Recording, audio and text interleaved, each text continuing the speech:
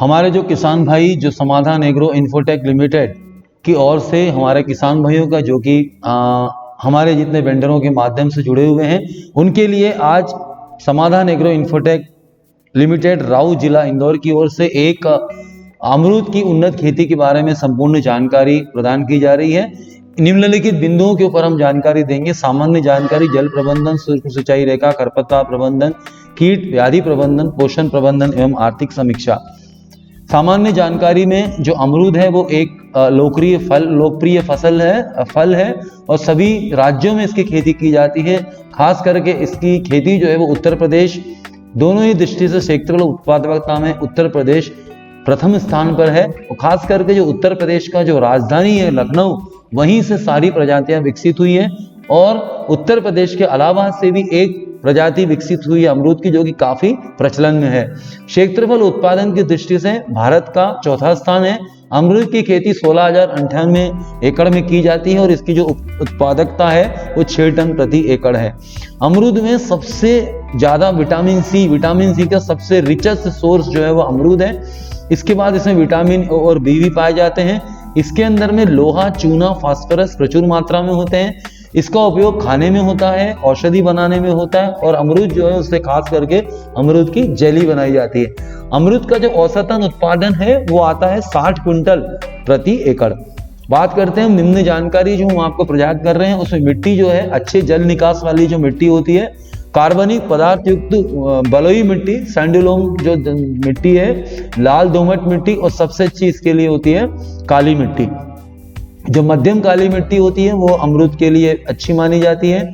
इसका जो पीएच मान है वो 6 से 7.5 का पीएच माना जाता है, जो कि निम्न जो अम्लता है उसके ऊपर वाला जो है वो जो हम जिस पीएच को मानते हैं जो कि आइडियल पीएच होता है उसके अंतर्गत 6 से 7.5 का जो पीएच है उसमें अमरूद की खेती अच्छी तरह से इसकी फलबाग को तैयार किया जा सकता है। अमरूद की जो किस्में हैं वो है इलाहाबादी सफेदा जो है वो इलाहाबाद अनुसंधान केंद्र से विकसित की गई है। लखनऊ 49 जो है सफेद सरदार भी बोला जाता है। चित्तीदार है, एप्पल कलर है। उसके बाद अर्का मृदुला, ललित, सरदार नागपुर, सीडलेस, अर्का अमूल्य, टीआरजी, ये ग्वालियर से भी एक प्रजाति जो TRIG-1 है वो ग्वालियर जो है वहां से विकसित की गई है। अर्का किरण है, ताइवान पिंक है। और दूसरा एक और जो है वो है आपकी थाई 3 जो है वो भी अमरूद की बहुत अच्छी प्रजाति है। थाई 3 जो है वो वैल्यू एडिशन के लिए बहुत अच्छा है, जो कि जिसका कि यहाँ से एक्सपोर्ट किया जाता है क्योंकि वो काफी कड़क फल होता है जिसकी की शेल्फ लाइफ जो है वो जो हमारी जो आम किस्में हैं जैसे लखनऊ 49 है, इलाहाबादी सफेदा है, इनसे ज्यादा उसकी शेल्फ लाइफ है, मतलब उसको हम बाहर एक्सपोर्ट कर सकते हैं।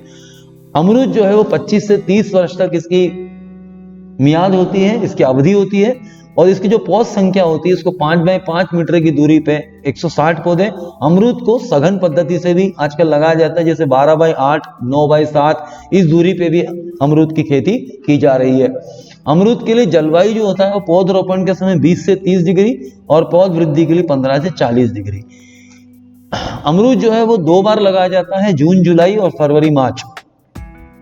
अमरूद 2 बार लिया जाता है, एक आपका मुर्गू बहार, हास्ते बहार और दूसरा होता है इसको हम अम्बे बहार में भी अमरूद का फल लिया जा सकता है। लेकिन जो सर्दी में जो फल आता है उसकी गुणवत्ता ज्यादा अच्छी मानी जाती है। फसल का अगर हमको उत्पादन बढ़ाना है तो हम हमेशा इन बिंदुओं पर बात करते हैं कि गहरी जुताई करना बहुत जरूरी है और गहरी जुताई के बाद जब हम अंतिम बार जब खेत को जोतते हैं या रोटावेटर करके उसको प्लैंकिंग करते हैं उसके पहले हमें मिट्टी परीक्षण कराना चाहिए। रोटावेटर जब करते हैं जब हम उसके पहले हम क्या करते हैं कि जो पकी हुई गोबर की खाद है उसमें ट्राइकोडर्मा सीडोमोनास मिला के माध्यम कल्चर डाल के अच्छी उसको खाद बना लेते हैं। वो जो है हमको प्रति गड्ढों में डालना है। अच्छी प्रजाति का हमको चुनाव करना है, जो प्रजातियां बताई गई है वो अमरूद में लगाना है। पौध रोपण से पहले पौधों को हम जो है घोल में डुबो करके फिर उसको लगाया जाए। पानी का प्रबंधन टपक सिंचाई से करते हैं। अमरूद भी आजकल रेज़ बेड पद्धति से किया जाने लगा है। टपक सिंचाई जो देंगे वो ऑनलाइन टपक सिंचाई होती है, वो पानी उससे नियमित रूप से दिया जाना चाहिए। जब हम टपक सिंचाई लगाएंगे तो दर वर्ष उसके आयु के अनुसार हम उसमें जो है खाद भी जो है प्रति सप्ताह प्रति एकड़ के हिसाब से हम देते हैं। जैविक खाद, जैविक कीटनाशकों का उपयोग करें इसके ऊपर। और कीट एवं व्याधि प्रबंधन अपनाएं, जिससे कि फसल को हम आर्थिक नुकसान क्षमता से ऊपर रख सकें। अमरूद फसल की जो पौधरोपण विधि है उसके अंदर में इसको 5 बाय कतार से कतार की दूरी 5, पौधों से पौधे की दूरी 5 मीटर। गड्ढा जो होता है वो 2 बाय 2 बाय 2 का गड्ढा बनाना चाहिए, और प्रति गड्ढे के अंदर में जो मिश्रण है जो हम बनाएंगे वो आपको आधार खाद बताएंगे, वो आधार खाद हमको पहले ही गड्ढे में डाल करके उसको खुला छोड़ना है 15 से 20 दिन। उसके बाद क्या करेंगे कि उसी से हमको जब पौधा लगाएंगे उसके 3 दिन पहले गड्ढों को भर देना है, और 3 दिन के बाद जब हम पौधा लगाएंगे तो वो जो मिश्रण है उसी से हमको हल्की से हथेली से उसको दबा देना है। ड्रिपर से ड्रिपर की दूरी 60 सेंटीमीटर। इसमें ऑनलाइन ड्रिपर होती है जो कि 6 इंच इधर और 6 इंच इधर में 4-4 LPH की 2 ड्रिपर हम लगाते हैं। पौध संख्या अमरूद की होती है 888 या 444 पौधे प्रति एकड़। बात करते हैं ड्रिप सिंचाई की। अब अमरूद में जो है जून जुलाई से लगा करके मई माह तक ड्रिप सिंचाई से पानी दिया जाता है। जितना पानी हम ड्रिप से देते हैं वही अगर हम पानत की सिंचाई करेंगे तो इसका दुगना पानी लगेगा। जैसे 13,000 लीटर तो उसमें 26,000 लगेगा, 16 लगेंगे तो उसमें 32 से 35,000 लीटर पानी लगेगा।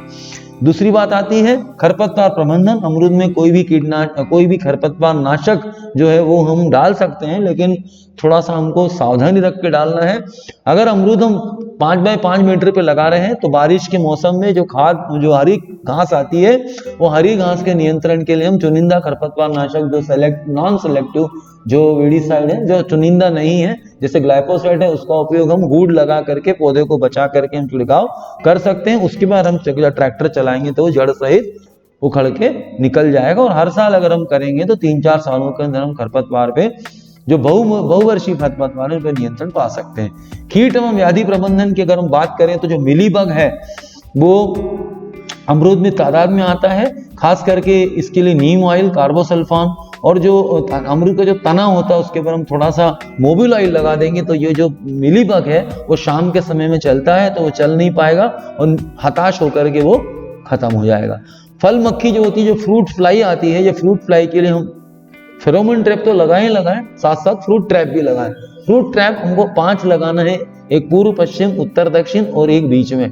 जिससे क्या होगा कि जिस दिशा से उसका जो नर उड़ करके आएगा वो उस सोल्यूशन के अंदर जिसमें मिथाइल यूजिनॉल होता है उसमें गिर के नष्ट हो जाएगा। अब हम बात करते हैं फल छेदक की, फ्रूट बोरर की। इसके लिए हमको फेरोमोन ट्रैप लगाना है। इसके लिए हम जो दवाइयां हैं उसके लिए हमको थियोडीकार्ब है, डाइमिथोएटिक कार्बोसल्फान है। रोगग्रस्त जो फल हैं उनको खेत से निकाल देना चाहिए। बोवेरा बेसियाना का भी इसमें छिड़काव शुरुआत की अवस्था में जब लक्षण दिखने लग जाए उसके पहले ही हम छिड़काव कर दें। इसके अंदर एक में मॉस्किटो बग आता है जो इसके लिए नीम ऑयल, मेलाथियन, इमिडाक्लोप्रिड, क्लोरोपाइरिफास का जो मात्रा दी गई है उससे हम शुरुआत में ही, या एक आधा ही धब्बे दिख जाए तो छेद दिख जाए तो उसके लिए हमको इसका छिड़काव कर देना चाहिए। बार्क ईटिंग कैटरपिलर जो होती है वो भी अमरूद में आती है। इसके लिए जो आप ये छेद देख रहे हैं इसके अंदर में हमको जो है कार्बाफ्यूरॉन जो है उसे मिट्टी से बंद कर देना चाहिए। अगर हम मिट्टी से बंद करेंगे तो अंदर ही अंदर वो कीड़ा घुट करके खत्म हो जाएगा। कार्बोसल्फान है, केरोसिन जो होता है उसमें ऑक्सीजन फ्री होता है, केरोसिन या मिट्टी का तेल। इसके कारण जब उसको ऑक्सीजन नहीं मिलेगी तो वो ऑक्सीजन के अभाव में जब सांस नहीं ले पाएगा तो नष्ट हो जाएगा। इसके अंदर रूट नॉट ऑफ निमेटोड भी लगता है, लेकिन अमरूद जब हम बहुत ही हल्की भूमि में लगाते हैं जिसको हम बोलते हैं निमेटोड बोलते हैं, उसके लिए फ्लुओपोरम, फ्लुओसल्फोन, कार्बोसल्फोन, क्लोथियानिन ये दवाई तो करें ही करें। और जहां पे निमेटोड है वहां पर हम लोग क्या करेंगे, जो नीम कली है वो हम आधार खाद के साथ मिला करके प्रति गड्ढों में हमको डालना चाहिए शुरुआत में। एंथ्रेक्नोज ये बीमारी जो होती है इसके लिए क्लोरोथायनिल, मैनकोजेब, प्रोपिनेल। अगर हमने पत्ती की अवस्था में एंथ्रेक्नोज का नियंत्रण नहीं किया तो ये फलों पर भी इस तरीके के धब्बे हमको दिखते हैं। अलगल लीफ स्पॉट होता है, इसके लिए फॉस्फेटाइल जो होता है वो शुरुआत में हम कर दें। मेटलएक्सिल, कॉपर ऑक्सीक्लेट, बैक्टीरियानाशी का छिड़काव करें। बाद में हम देखेंगे कि इसमें गेरुआ आता है। जिस वर्ष भी बारिश बहुत ज्यादा होती है, हवाएं उत्तर दक्षिण पूर्व दिशा में जो क्रॉस हवाएं चलती है उसके कारण ये रस्ट की शिकायत आती है। इसके लिए रस्ट प्रतिरोधी किस्मों का चयन करना चाहिए, जैसे एलुनचास है। इस तरह की प्रजाति जो अमरूद में लगाना चाहिए। ललित है, श्वेता है, ये जब होती है रस्ट रेजिस्टेंट वेराइटीज हैं। प्रोपिकोनोजोल, कॉपर ऑक्सीक्लोराइड का छिड़काव करें। स्कैब की जो बीमारी होती है ये करीब करीब सारे फलों के अंदर में आती है, जो कि टेम्परेट और ट्रॉपिकल फ्रूट्स होते हैं उनमें स्कैब की शिकायत आती है, जिसमें जिनेब है, क्लोरोथिनॉल और मैनकोजेब। इनका जो क्लोरोथायनिन, जिनेब और मैनकोजेब, मैनकोजेब से शुरुआत करें, उसके बाद जिनेब का छिड़काव करें, फिर बाद में हम क्लोरोथायनिन का छिड़काव करें। बात आती है हमारी उक्टा रोग की, जो विल्ट रोग होता है, खास करके इलाहाबादी सफेदा जो प्रजाति है उसके अंदर में 4 साल के बाद ये विल्ट की शिकायत आना। जब अमरूद 4 से 5 साल का होता है, इसके लिए शुरुआत में ही हमको जमीन में, जब अमरूद छोटा होता है तभी इसमें ट्राइकोडर्मा 1 लीटर, सीडोमोनास 1 लीटर हर 15-15 दिन में हमको ड्रिप से चलाना है। कॉपर ऑक्सीक्लोराइड जो उसकी ड्रेंचिंग कर सकते हैं, थाइफिनेट मिथाइल की ड्रेंचिंग कर सकते हैं, और ये जो मैंने बताया इसको अनिवार्य रूप से हर 15-15 दिन में चलाएंगे, खास करके जहां इलाहाबादी सफेदा प्रजाति लगी हुई है। फ्रूट रॉट मतलब फल सड़न जो होता है, इसके लिए जिनेब होता है, डायमेथोमार्फ है, मैनकोजेब है, क्लोरोथायनिल है, एथोक्सिस्ट्रोबिन है, ये जितनी भी फफूंदनाशक है इसका हम स्प्रे कर सकते हैं। बात आती है हमारी स्लाइलर एंड रॉट। स्लाइलर एंड रॉट जो है वो भी कई बार देखने को मिलता है अमरूद के अंदर में, इसके लिए जिनेब है, क्लोरोथायनिल है, मैनकोजेब है, डायमेथोमार्फ, इनका छिड़काव हम कर सकते हैं। फ्रूट कैंकर ये विषाणु रोग है, बैक्टीरियल बीमारी है, इसके लिए कॉपर ऑक्सीक्लोराइड, मैनकोजेब, प्रोपिनेब और बैक्टीरियानाशी का हम शुरुआत की अवस्था में ही लक्षण दिखते ही इसका छिड़काव करें। पोषण प्रबंधन में जो मैंने आपको बताया था कि जो आधार खाद है, पोटाश, सिंगल सुपर फास्फेट, पोषक तत्व, मैग्नीशियम सल्फेट, नीम खली, माइकोराइजा, ट्राइकोडर्मा, सीडोमोनास, इन सबको जो पाउडर फॉर्म में जो जितनी भी ये हैं, इनको अच्छी तरह मिश्रण बना करके हमें प्रति पिंड जब हम करते हैं तो इनको मिश्रण बना के आधी आधी एक तगाड़ी, आधी तगाड़ी एक तरफ, आधी तगाड़ी एक तरफ, हमको तने से 6 इंच छोड़ के इन खादों को डालना है। बात आती है हमारी फर्टिगेशन की। ये फर्टिगेशन जो है वो हम जून, अगस्त, सितंबर, अक्टूबर में प्रति वर्ष हमको फर्टिगेशन इसमें नियमित रूप से करना है। प्रति वर्ष भी हम कर सकते हैं, प्रति ये जो माह दिए है माह में भी कर सकते हैं। दूसरा, हम अमरूद में 1 साल से लेकर के जब तक अमरूद 10 साल तक हमको फर्टिगेशन प्रति सप्ताह भी कर सकते हैं। दोनों तरीके से करेंगे तो न्यूट्रिएंट बराबर जो है वो वेंचुरी या फर्टिलाइजर टैंक के माध्यम से पौधों की जड़ों में पहुंचेगा। बात आती है दूसरे वर्ष की। ये पहले वर्ष का हो गया। दूसरे वर्ष के अंदर दिसंबर, जनवरी, फरवरी, अप्रैल, फूल आते समय जुलाई में, अगस्त, सितंबर में हमको ये जो खाद अनुशंसित की गई है, यूरिया, सफेद potash, 12% calcium nitrate, magnesium sulphate, ये हमको जो है फूल आते समय कैल्शियम नाइट्रेट करना है हमको। इस तरीके से इस जो चार्ट है इसका स्क्रीनशॉट ले लें हमारे किसान भाई, तो वो लोग उसको अच्छी तरीके से ये जो है ये आप इसको क्रमवार इस चार्ट के अनुसार अगर आप करेंगे तो जितना उसको पोषण चाहिए वो उसकी अवस्था, आयु के अनुसार उसको मिलता रहेगा। अमरूद में फर्टिगेशन सारी उच्च घनत्व रोपण जब करेंगे, उसकी जब अल्ट्रा हाई डेंसिटी प्लांटेशन करेंगे तो उसमें यूरिया, सिंगल फास्फेट और सफेद पोटाश इसका दिया हुआ है कि 1 वर्ष, 2 वर्ष, 3 वर्ष, 14 वर्ष के आगे कितना इसमें हमको देना है खाद, जून सितंबर में और सितंबर जून में। बात आती है हमारी आवश्यक बातें। हम हर बार आपसे बात करते हैं कि कौन सी खाद को किसके साथ कब और कैसे मिलाना चाहिए। पर्णी छिड़काव भी हम अमरूद में कर सकते हैं, जैसे प्रारंभिक दिनों में 19-19-19, वानस्पतिक दिनों में 13-40-13, फिर 0-52-34 पोटेशियम नाइट्रेट इनका हम छिड़काव कर सकते हैं। अब अगर हम तुलनात्मक अध्ययन करें सिंचाई, उन्नत सिंचाई को पारंपरिक सिंचाई का, तो उसमें पानी की बचत की हम बात करते हैं, हम समान रूप से सिंचाई की बात करते हैं, हम ऊर्जा की बचत की बात करते हैं, खरपतवार रोगों की बात करते हैं, बेहतर गुणवत्ता और उत्पादन की बात करते हैं और कम श्रम लागत की बात करते हैं। ये सारे जितने बिंदु हैं वो टपक सिंचाई और परंपरागत सिंचाई में हमको बात करना है। हमें ऊर्जा की भी बचत करनी है, हमको खाद की बचत करनी है, पानी की बचत करनी है, और ये सब हम बचत करेंगे तभी हम बोल सकते हैं कि हमने अमरूद में सारी तौर तरीकों को अपनाया है और हमने गुणवत्तापूर्ण उत्पादन लिया है। अब अमरूद में जो फूल और फलन का जो समय होता है, जैसे अम्बे बहार, मृग बहार और हस्त बहार। अम्बे बहार में जो फूल आते हैं फरवरी मार्च में आते हैं, फल कब मिलेंगे उसमें? जुलाई सितंबर में। मृग बहार में नवंबर जनवरी में फल मिलेंगे, और हस्त बहार में जो फल मिलेंगे वो कब मिलेंगे? फरवरी और अप्रैल में। ये का यही दूसरे फलों में भी होता है। दूसरे जितने फल हैं जिनमें बाहर ट्रीटमेंट किया जाता है, अमरूद में भी बाहर ट्रीटमेंट किया जाता है।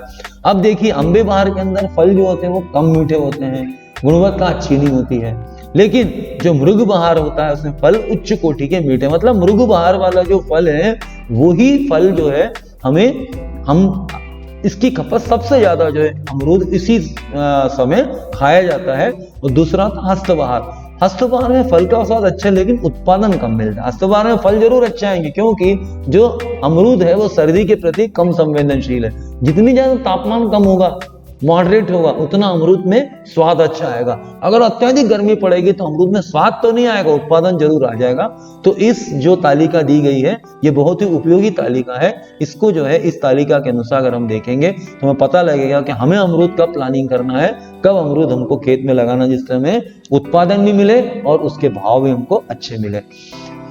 कटाई छटाई अमरूद में बहुत जरूरी है, वो है जून में कटाई छटाई कर देना चाहिए। अब जैसे जिस हिसाब से कटाई बताएगी, वैसे तो अमरूद जब शुरुआत में इसको पहले साल में तो है अमरूद की छटाई हमको हर 4-5 महीने में कर देना है। जब भी हम छटाई करेंगे तो इसमें कॉपर ऑक्सीक्लोराइड का लेप लगा देना है।